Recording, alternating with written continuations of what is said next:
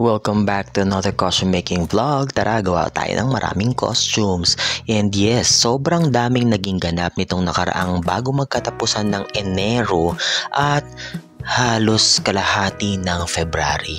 Dito kasi sa Carmona, meron kami tinatawag na Dahlia Festival at Sorteo Festival, and sineselebrate siya every February of the year. So basically, yung Dahlia ay tungkol sa health and livelihood, and also it involves yung cityhood anniversary ng Carmona.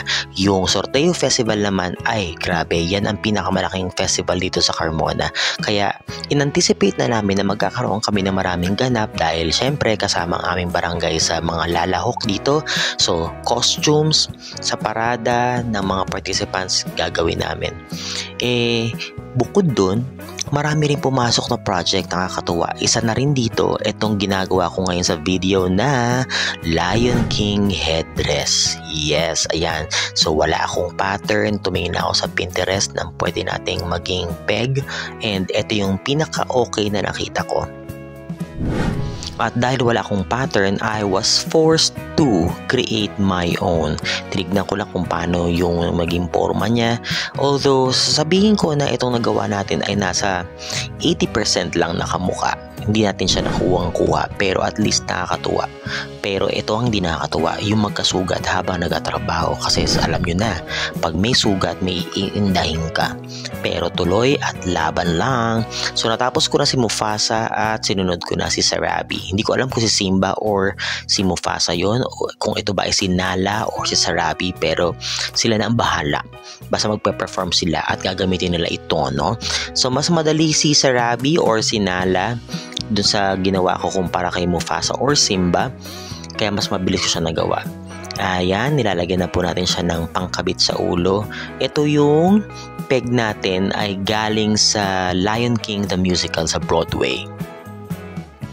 Sinecure natin ang mga straps using our contact cement, at yung kay Lion King naman ay lalagyan natin ng kabitan ng tassel.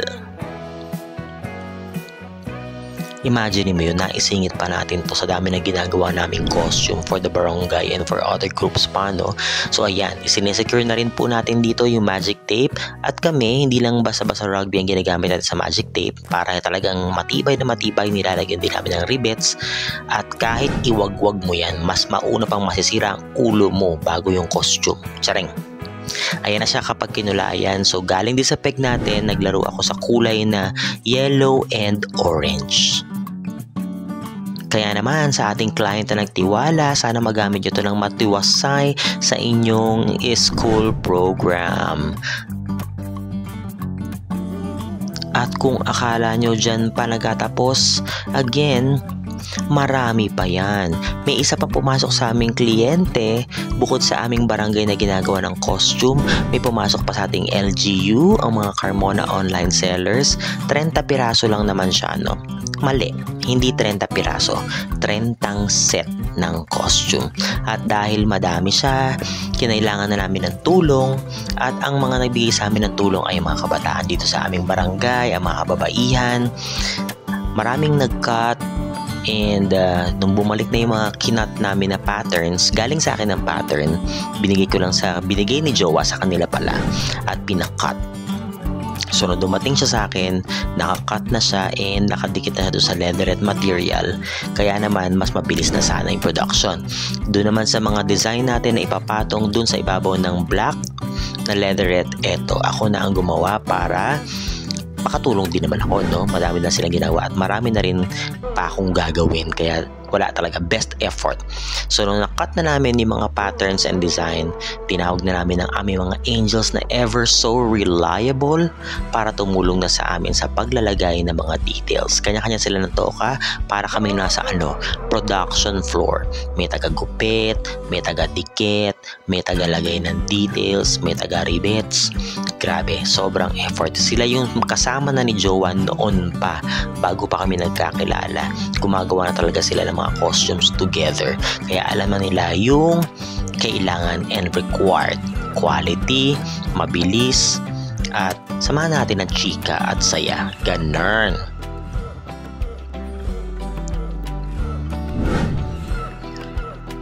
Salamat kay JV na nag-prepare ng dinner namin every night. Pero hindi naman masarap masyado. Charing. Ayan. So, nung gabi, before ng event, dahil naka-duty ako, so sila muna ang nag-take charge. Nung umaga na, ayan na, in-inspect ko lahat ng ginawa namin para bilangin sana kung kompleto. Only to find out na meron pa pala akong mga kailangang i-revise. May mga cuts na galing sa mga nag-cut na kailangan linisin pa. Ayoko naman pahiya kami sa kliyente, no? Kahit rush na siya ng kaunti, kailangan quality pa rin. At sinigurado kong ma-deliver namin siya at masusuot nila ng hindi nasisira habang nasa daan. Grabe na survive namin yarn. At eto na sila habang pumaparada at humahataw sa daan. Pak! Ang theme kasi this year para sa aming Dahlia ay futuristic. Kaya ganyan ang kanilang mga itsura. Pangatlong ganap, nako ito na nga, isang bata na anak ng aming amiga ang sumali sa singing contest sa aming festival. Kaya naman ito, dumating na sa amin yung base coat na pinatahi namin. Meron na siyang lace, pero pagdating sa amin syempre nakita ni Jowa ay pangarang kulang sa kinang.